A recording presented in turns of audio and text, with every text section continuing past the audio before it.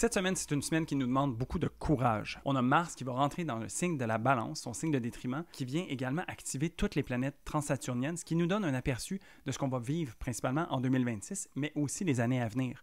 Donc, c'est super intéressant d'être non seulement conscient de cette espèce de bulle en dehors du temps dans laquelle on est, et de voir comment est-ce qu'on peut se positionner, quel genre d'action on peut prendre aujourd'hui qui vont avoir des répercussions plus tard. À côté de ça, on a beaucoup d'éléments aussi qui viennent nous aider à tempérer puis à diffuser un petit peu cette énergie-là, parce que, surtout sur la fin de la semaine, là, c'est du concentré. On a vraiment quelque chose qui nous aide à tirer profit de ça, de transmuter puis de changer en fait ces blocages ou ces choses qui sont un petit peu plus difficiles en énergie positive. Dans l'effet saillant, on a le Mars qui rentre dans le signe de la balance. On parle d'un trigone à Uranus et Pluton. Et Mars va également faire une opposition à Saturne et à Neptune. On regarde ça ensemble. Re-bienvenue par ici, moi c'est Gabriel, je suis astrologue et j'adore parler des transits astrologiques du moment afin qu'on puisse les avoir en conscience pour savoir comment est-ce qu'on peut les naviguer au mieux. Si tu as envie de rester à jour avec le ciel tout en gardant les pieds sur terre, je t'invite à t'abonner, à liker cette vidéo-là et à m'écrire en commentaire comment est-ce que tu anticipes la semaine à venir. Cette semaine, on couvre du 4 au 10 août 2025. Alors, on débute la semaine lundi avec une journée sans aspect. Mais je vous rappelle que sans aspect ne veut pas dire qu'il ne se passe rien dans le ciel non plus. On est en train de préparer qu'est-ce qui va s'en venir mardi et les jours suivants, mais la Lune est également hors de cours. Ça, ce que ça veut dire, grosso modo, c'est que la Lune ne va pas faire d'aspect pendant une période donnée. Il y a différentes manières de le calculer, mais celle que j'aime bien utiliser, c'est celle qui prend en compte le transit complet de la Lune pendant une journée. Donc, ce qu'on dirait être 13 degrés. Alors, pendant tout le lundi, la Lune voyage au minimum 13 degrés sans avoir d'aspect, ce qui veut dire que souvent, on va se sentir un petit peu que les choses ne tournent pas rond nécessairement. Il y a des affaires qui semblent un petit peu plus bizarres qu'à l'habitude. Il y a aussi l'impression d'être un peu off. Un petit peu, il y a quelque chose qui ne va pas. Puis c'est important de savoir que ces moments-là arrivent. On n'a pas besoin nécessairement de les noter, mais c'est juste que quand on sent que les choses ne vont pas nécessairement de notre sens, c'est peut-être que la Lune est hors de son cours et c'est bien de prendre son temps. C'est bien de prendre un pas de recul et de peut-être attendre avant d'initier quelque chose de nouveau. Donc, c'est seulement une petite précision que je voulais donner ici. Mardi, on voit que c'est une journée qui est un petit peu plus difficile. Pourquoi? C'est parce qu'on va se sentir un petit peu moins ressourcé cette journée-là et il y a certains éléments de tension aussi à prendre en compte qui vont venir nous faire face pendant la journée. Donc, la journée va débuter sur la Lune qui est en Sagittaire à ce moment-là, qui fait un carré à Mars. Ici, c'est toujours un aspect de tension, les carrés. Donc, il y a une frustration dans l'air. Il y a quelque chose qui nous dérange. Mars est en Vierge. La Lune est en Sagittaire. Mars en Vierge aime la précision. La Lune en Sagittaire aime plutôt la liberté et ne pas trop se badrer des détails. Donc, on voit ici que dans la manière d'aborder les choses, il y a peut-être quelque chose qui accroche. Aussi, la Lune nous parle de nos besoins. Nos besoins inhérents à une Lune en Sagittaire, c'est un besoin de liberté, de légèreté, de facilité, d'aventure et on aime apprendre des choses nouvelles.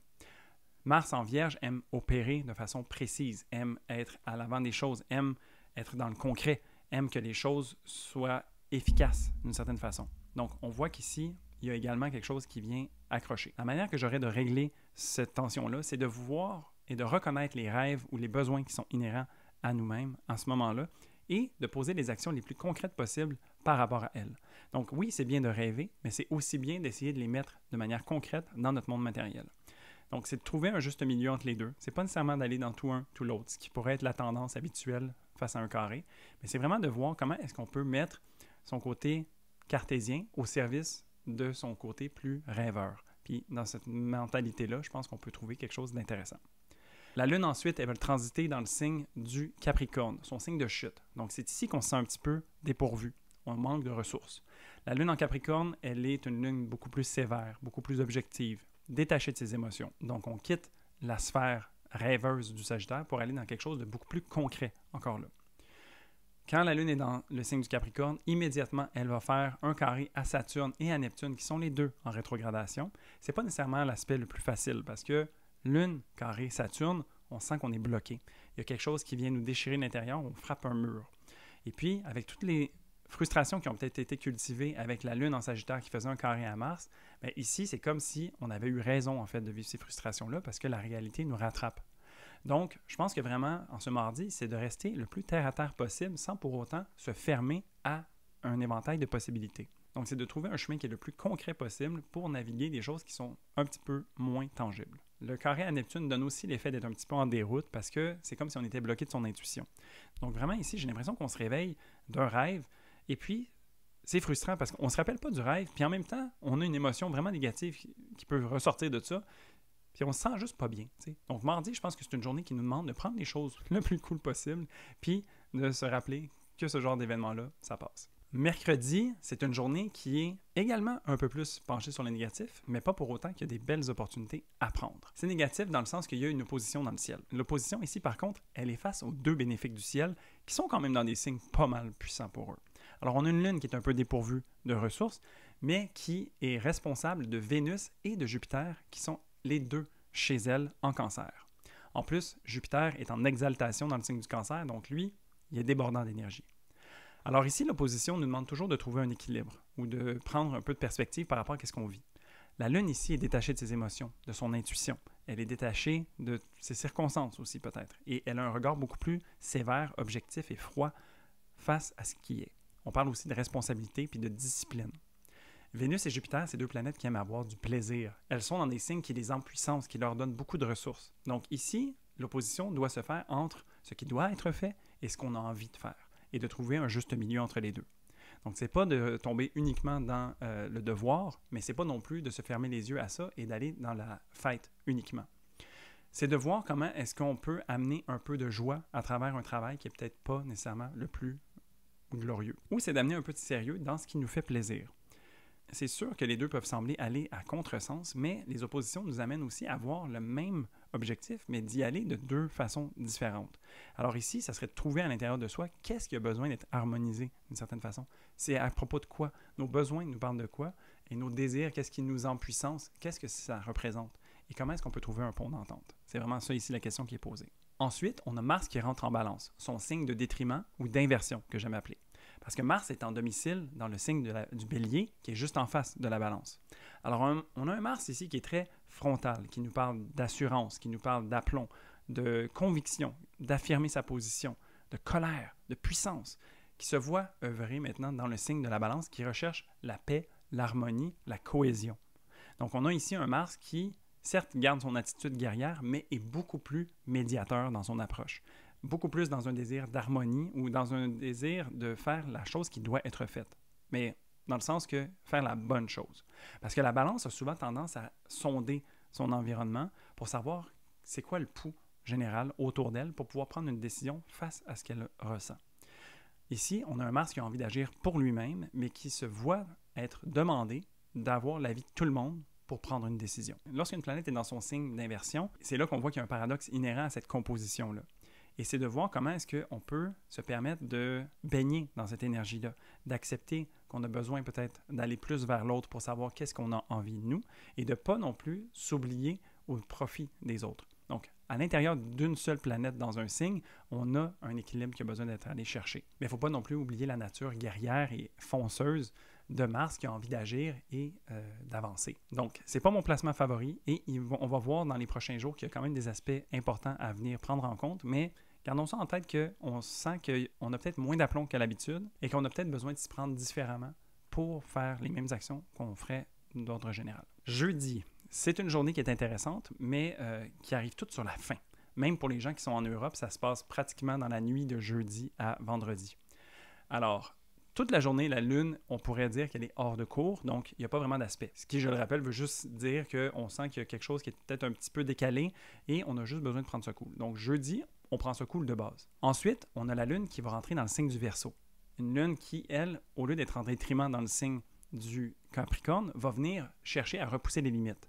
Parce qu'on est toujours maîtrisé par Saturne, donc la notion de limite est importante. Mais on est beaucoup moins conservateur avec une Lune en Verseau. On aime explorer et repousser. On aime dépasser les limites. On cherche à exprimer vraiment ce qui est important pour nous, notre unicité, notre individualité. Et la Lune qui parle de nos besoins de notre monde intérieur, c'est venir exprimer ça d'une certaine façon et de venir l'exprimer à sa propre manière. C'est sûr qu'on n'est pas le plus versé dans nos émotions non plus avec une Lune en Verseau, mais on a tendance à écouter un petit peu plus les messages qui viennent avec. La Lune qui rentre en Verseau aussi génère beaucoup d'aspects. Donc, il y a un trigone à Mars et à Uranus, un sextile à Saturne et Neptune et une conjonction à Pluton. Donc là, ici, on vient chercher pas mal tous les changements planétaires qu'on a vécus jusqu'à date en 2025, mais en concentré. C'est vraiment intéressant comme composition ici. Et c'est intéressant aussi parce que je rappelle que dans les horoscopes précédents, je disais que la période de 2 mois dans laquelle on est actuellement, c'est important de peut-être prendre conscience de ce qui se passe pour savoir de quoi il va en retourner en 2026 à partir de, on va dire, avril. Il y a comme une bulle dans le temps en 2025 qui nous permet d'avoir vraiment un œil sur le futur. Et ici, la Lune, qui est l'astre le plus proche de nous, vient nous montrer un petit peu c'est quoi nos besoins face à l'action, face aux manières qu'on a de s'y prendre qui peuvent être parfois inusitées, face aux responsabilités qu'on a besoin de prendre, face à l'idéal qu'on convoite et face aux transformations générales qu'on doit se permettre de faire pour continuer d'avancer dans ce nouvel échiquier que 2026 va représenter. Donc, c'est vraiment ici un essai, d'une certaine façon. On est en train de jouer, de goûter à ce que ça va représenter pour nous dans les prochaines années. Mais ici, c'est comme du concentré. C'est une des premières fois aussi où est-ce qu'il y a vraiment tous ces aspects-là qui sont activés en même temps. Donc, vraiment de porter attention à ça, ça peut vraiment être intéressant. Et puis, ça peut nous amener à sortir de notre cadre habituel, ce qui vient faire écho à une lune en Verseau qui cherche à repousser les limites et à reconnaître sa différence, sa marginalité et de venir la mettre au profit de sa personne. Vendredi, on continue sur la journée du jeudi, parce que vraiment, ça se passe, tu sais, comme jeudi, vendredi, on dirait quasiment que c'est la même journée, là, avec des aspects importants venant de Mars. On débute la journée avec un Mars trigone Uranus. Mars, c'est l'action. Uranus, c'est le changement soudain et surprenant. Donc ici, il y a un aspect positif entre les deux planètes de support. Donc notre action est supportée par un élan de renouveau, un élan de surprise, de quelque chose d'inusité. Alors ici, en ce vendredi, permettons-nous de faire des choses comme on ne l'a jamais fait. Permettons-nous de faire quelque chose de manière complètement différente ou folle pour voir qu'est-ce qui va en résulter. Souvent, de dire les choses ou d'agir va nous donner des réponses sur qu'est-ce qu'on recherche. Quand on se pose trop la question, on reste dans notre tête et ça nous offre trop de possibilités. Des fois, ça devient étourdissant. Donc, d'utiliser Mars, qui est beaucoup plus dans l'action pour soi-même, pour venir voir concrètement qu'est-ce que certaines actions peuvent générer comme conséquence, ça peut être super bénéfique ici. Et puis, avec Uranus qui nous pousse dans le cul, bien, vraiment, on a tout à gagner de rester ouvert d'esprit et puis de prendre les opportunités qui viennent au vol. Mais c'est pas tout. Notez que Mars va faire ensuite son opposition à Saturne et Neptune rétrograde. Donc ici, c'est le coup de la réalité qui nous rattrape. C'est un des aspects les plus difficiles de l'année qu'on va vivre à ce moment-là. Donc, bien qu'on ait eu quelque chose de positif avec Mars trigone Uranus qui nous amène peut-être quelque chose d'inusité, gardons ça dans notre poche. Ce joker-là, là, il est important. Parce que ici, Mars opposé Saturne et Neptune, c'est vraiment de se dire comme « Oh boy, qu'est-ce qui vient de se passer? Je pensais qu'on s'en allait par là, mais finalement, on s'en va complètement de l'autre bord. » L'opposition ici entre Mars et Saturne, principalement, c'est une opposition entre les deux maléfiques du ciel. On a l'impression d'avoir un pied sur l'accélérateur, un pied sur le frein. Ça mène pas large. C'est frustrant. Il a l'impression d'être complètement stoppé dans son élan. Surtout en lien avec l'aspect positif qu'on a juste avant ça, il y a comme quelque chose de dérangeant. Il y a quelque chose qui vient nous mettre les bâtons dans les roues et c'est pas vraiment agréable. Si on rajoute l'opposition entre Mars et Neptune dans tout ça, c'est qu'en fait, on s'imaginait qu'on allait quelque part, mais peut-être qu'on va ailleurs, ou peut-être qu'on a besoin de faire autre chose avant. Donc ici, je pense que c'est de prendre une attitude responsable face à qu'est-ce qui va se manifester pour nous. Le côté positif que je vois par contre, c'est que Mars est dans le signe d'exaltation de Saturne, et Saturne est dans le signe de domicile de Mars. Donc ici, on parle d'une réception mixte, ce qui vient faire ici que malgré que ces deux planètes-là sont en posture moins ressourcée, il y a quand même quelque chose de positif. Donc, vraiment, là, je pense qu'il faut capitaliser sur le trigone d'Uranus qui va venir faire partie du lot ce vendredi-ci, parce que c'est sûr que si on le prend au pied de la lettre, c'est un des aspects les plus difficiles et frustrants de l'année qu'on va rencontrer. Mais je pense que si on se permet de lever ça d'une octave, puis de se permettre d'être conscient de ce qui se passe, puis de voir les possibilités que ça ouvre, il y a vraiment quelque chose d'intéressant à aller chercher.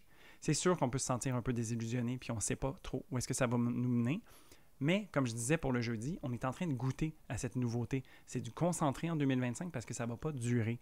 Donc, qu'est-ce qui se goûte à ce moment-ci qui va peut-être faire beaucoup plus de sens quand on va être rendu en 2026 et les années à venir? Prenons notre mal en patience, soyons conscients de ce qui nous bloque, de cet élan qui nous habite mais qui se voit heurter un mur et voyons voir comment est-ce que ça vient se positionner. Bon, à côté de ça, on a la Lune qui fait une opposition aussi à Mercure. C'est un aspect, encore là, qui demande une certaine forme d'équilibre. Mercure est en rétrogradation, donc on est très à l'intérieur avec cet aspect-là ici. C'est tout ce travail intérieur qui se passe, les frustrations qu'on est en train d'accumuler peut-être avec l'opposition de Mars à Saturne, de Mars à Neptune, etc. Comment est-ce que ça vient s'alchimiser à l'intérieur de nous? Comment ça vient faire du sens pour nous? Et donc, la Lune qui vient nous demander de faire ce travail intérieur-là, qui vient supporter Mercure, qui fait un travail intérieur, mais peut-être à un niveau différent, c'est de voir en fait comment est-ce qu'on se sent. Je trouve que l'opposition de la Lune à Mercure ici est un check avec soi-même. C'est un moment pour se dire, est-ce que ça va? Est-ce que tu es correct? Je sais que tu viens d'en prendre large, mais genre, are we good? Est-ce qu'on continue d'avancer par là? T'sais? Puis si oui, on se dit, genre, on se donne une tape dans le dos, puis on est comme, on va y arriver. Il faut vraiment prendre ça comme aussi bien que possible, sachant qu'il y a des difficultés. Mais l'opposition de Lune à Mercure est vraiment moins pire que Mars à Saturne en termes d'ampleur. Donc, c'est vraiment de juste se dire, je ne sais pas si ça vous est déjà arrivé, mais quand vous avez besoin de faire quelque chose qui n'est pas facile à faire, ben, vous vous dites à vous-même, genre, c'est correct, je vais y aller, ça va être correct, on va être capable. C'est un petit peu ça que ça vient nous dire. Samedi, on est dans des gros événements back-à-back. On a beaucoup de choses depuis jeudi à se mettre sous la dent, mais samedi, on a une pleine lune en Verseau. Donc, c'est sûr que la pleine lune est maîtrisée par Saturne, qui est en train de vivre tout ce qu'on a discuté la journée précédente, avec l'opposition de Mars. C'est pas l'affaire la plus jojo, on se le cache pas. Mais ici, la pleine lune en Verseau vient nous aider à illuminer la part du Verseau. La part du Verseau a quand même vraiment été activée. Ça, on recule à jeudi plutôt, là, mais il y a vraiment beaucoup de choses qui sont déclenchées par la Lune qui est rentrée dans le signe du Verseau. On a connecté avec toutes les planètes transsaturniennes et puis on a vraiment eu un aperçu de ce qui va pouvoir s'en venir pour nous. Donc ici, c'est de se rappeler en fait tout ça. La pleine Lune vient illuminer, ça vient culminer en fait les énergies. Donc toutes ces prises de conscience-là qu'on a prises le jeudi, le vendredi et qui nous amènent à samedi, là, mettons qu'on met tout ça à livre ouvert, qu'est-ce qu'on en retire? C'est vraiment ici un moment pour être franc avec soi-même, d'être responsable aussi par rapport à ce qui est et de mettre les choses à leur juste place. C'est correct de prendre la responsabilité, mais c'est pas correct de prendre trop de responsabilité. On a besoin de reconnaître nos besoins à travers tout ça et qu'est-ce qui est important pour nous. Comment est-ce qu'on a envie de se positionner. Puis je pense que le petit check qu'on a eu aussi avec Mercure vient faire partie de l'équation aussi d'une certaine manière où est-ce qu'on a besoin de reconnaître en fait les besoins qui sont à l'intérieur de nous, sous le regard d'une lune qui est dans un signe saturnien. Donc, on a besoin d'être vrai avec soi-même, real talk, de ne pas avoir peur de se dire les choses en pleine face et d'assumer ce qui est vrai à l'intérieur de nous. Donc ici, je pense que c'est un moment parfait pour être authentique, ce qui est un bon mot pour 2025 en général, c'est d'être vrai avec soi-même et d'être capable de se regarder en face puis de se dire « je vais être capable ». Je surnommais 2025 comme étant une année de rite de passage. Ici, j'ai l'impression qu'on est en plein dedans, en fait.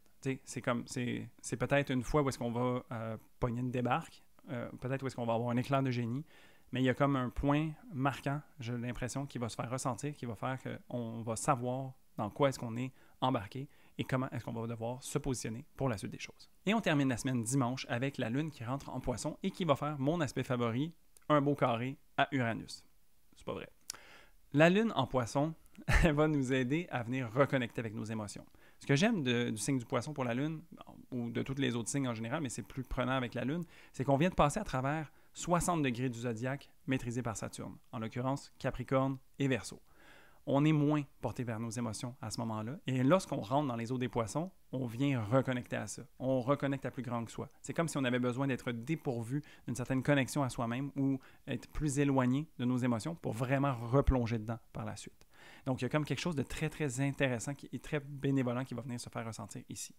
D'autant plus que cette lune-là va être maîtrisée par Jupiter qui est en Cancer. Alors ici, on parle d'une réception mutuelle où est-ce que la Lune est chez Jupiter et Jupiter est chez la Lune.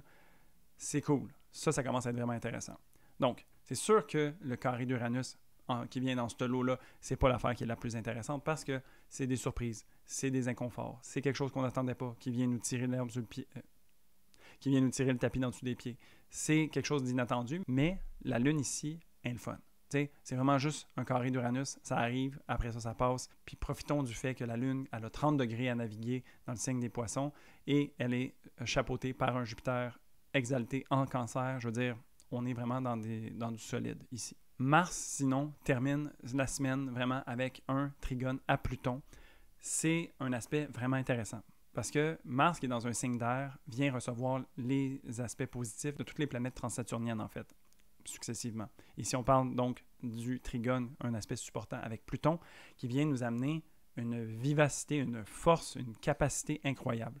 Parce qu'on a Mars qui nous parle de l'action et on a Pluton qui vient intensifier les choses, qui vient nous mettre le feu au cul, qui vient rendre ce qui est tout petit très, très gros. Donc, on est capable de déployer beaucoup d'énergie ici.